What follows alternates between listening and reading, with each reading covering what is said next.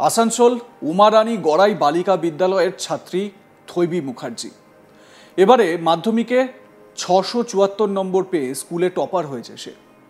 কিন্তু মর্মান্তিক বিষয় হলো গত মাসের ১৬ তারিখে জন্ডিসে আক্রান্ত হয়ে না ফেরার দেশে চলে গিয়েছে থৈবী। ছোট থেকেই এলাকায় মেধাবী ছাত্রী হিসেবে পরিচিত থৈবীর ফলাফল দেখে পুনরায় শোকের ছায়া নেমে এসেছে পরিবারে। জানা গেছে মাধ্যমিক পরীক্ষা চলাকালীনই অসুস্থ হয়ে পড়ে থৈবী।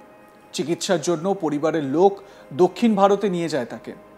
সেখানেই সব শেষ হয়ে যায়। স্কুল থেকে শুরু করে পাড়া প্রতিবেশী প্রত্যেকেই আশা করেছিল মাধ্যমিক পরীক্ষায় ১ থেকে ১০-এর মধ্যে জায়গা করে নেবে মেধাবী ছাত্রী থৈবী।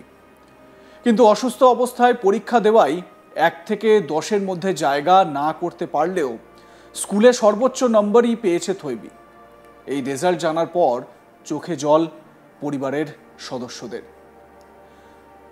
নাতনিকে হারিয়ে জল থই থই চোখে থৈবীর দাদু। সে নাতনিকে না ফেরার দেশে জানতে পেরে স্বাভাবিকভাবে সে মুর্শে পড়েছেন। কি বলছেন তিনি শোনাবো।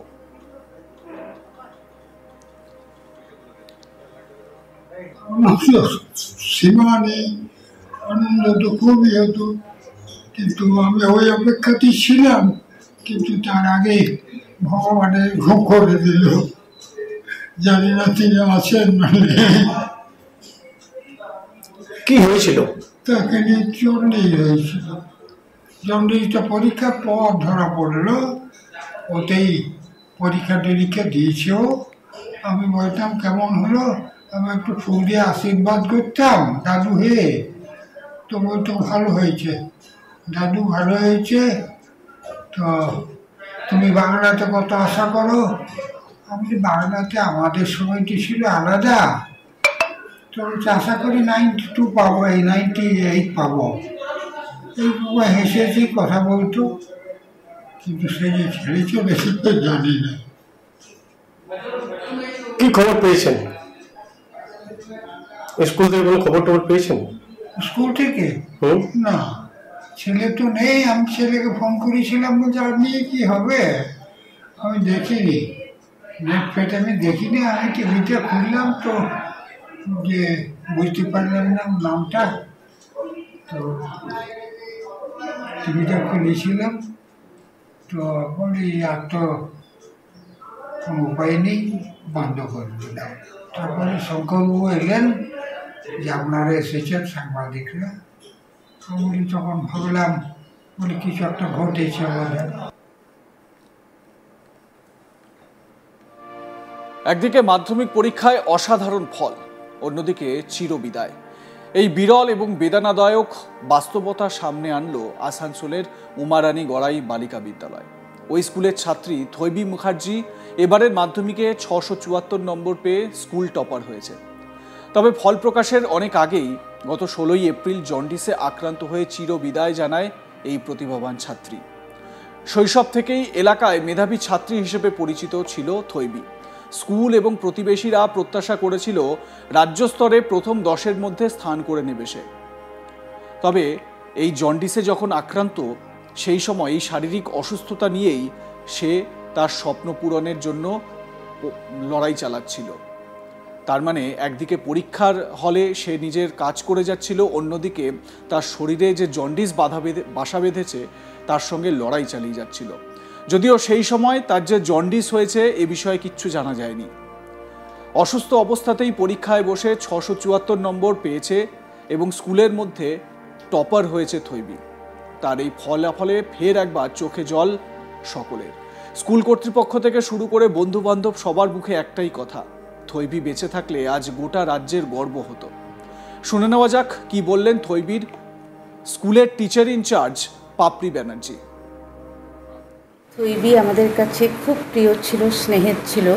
আমরা জানতাম ও সুস্থ অবস্থায় পরীক্ষা দিলে আরও অনেক ভালো করতো, কিন্তু ওই অবস্থাতেও যে ও 674 করতে পেরেছে সেটা ও বলেই পেরেছে, বলতে কোনো দ্বিধা নেই। ওর জায়গায় অন্য কোনো স্টুডেন্ট থাকলে কতটা করতে পারতো, কারণ ওর মনের জোর ছিল প্রচণ্ড বেশি। ও ও জানতো যে আমাকে ভালো রেজাল্ট করতে হবে আমাদের জন্য, ওর বাবা মার জন্য। ও সেই চেষ্টাটা করে গেছে। পরীক্ষা দিতে দিতে ও 3 ঘন্টা পুরো টানা লিখতে পারছিল না। সেই সময় এতটা অসুস্থ হয়ে পড়ছিল, মাথা নিচু করে মধ্যে মধ্যে একটু রেস্ট নিচ্ছিল। যেখানে সেন্টার পড়েছিল সেখানকার দিদিরা সবাই মানে ওর স্নেহের হাত ওর পিঠে দিচ্ছিলেন, সবসময় ওকে সাহস যোগাচ্ছিলেন। কিন্তু তার থেকেও বড় কথা, 16ই এপ্রিল ও আমাদের ছেড়ে চলে গেছে। আর 674ই হোক আর যাই হোক, আমাদের কাছে এটা এখন মানে খুব ভার মনে হচ্ছে যে তার থেকেও আরেকটু যদি কম পেত, ও যদি একটু রেস্ট নিত, হয়তো বা পরীক্ষাটা এবছর যদি না দিত তাহলে হয়তো সুস্থ থাকতো, আমাদের মধ্যে থাকতো।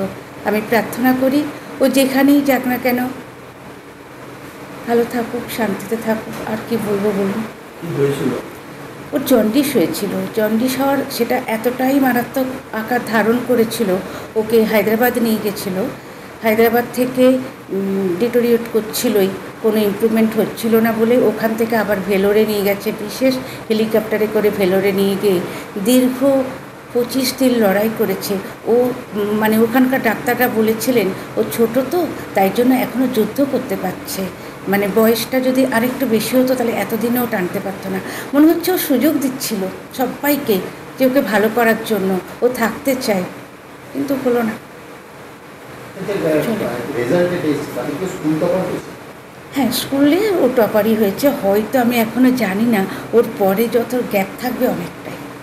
কেন আস্তে আস্তে তো আমাদের রেজাল্ট পার্সেন্টেজের দিক থেকেই বলুন ডিটোরিয়েট করছে, কারণ সেই ক্যাটাগরি স্টুডেন্ট তো এখানে আসছে না, মানে বাংলা মিডিয়ামে আসছে না। সেই জন্য এর আগে ইংলিশ মিডিয়ামে ভর্তি হয়েছিল খুব ছোট্টবেলায়, তারপর চলে এসেছিলো ওই 2-3-তে ও বাংলা মিডিয়ামেই আসে। কেন ওর বিশ্বাস ছিল ও সব মিডিয়াম থেকেই ভালো করবে, এবং সেটা রাখতো কেন 674 একদমই খারাপ নাম্বার না, যথেষ্ট ভালো নাম্বার। আমরা এই নাম্বারে ওই অবস্থায় খুশি। হ্যাঁ, ও থাকলে হয়তো ওরও খারাপ লাগতো যদি এই নাম্বারটা পেত, আর আমাদেরও খারাপ লাগতো, ও হয়তো সহ্য করতেও পারতো না, সেটাও কিন্তু একটা কথা। ফল প্রকাশের দিন বিদ্যালয়ে 1 মিনিট নীরবতা পালন করে থৈবির আত্মার শান্তি কামনা করা হয়।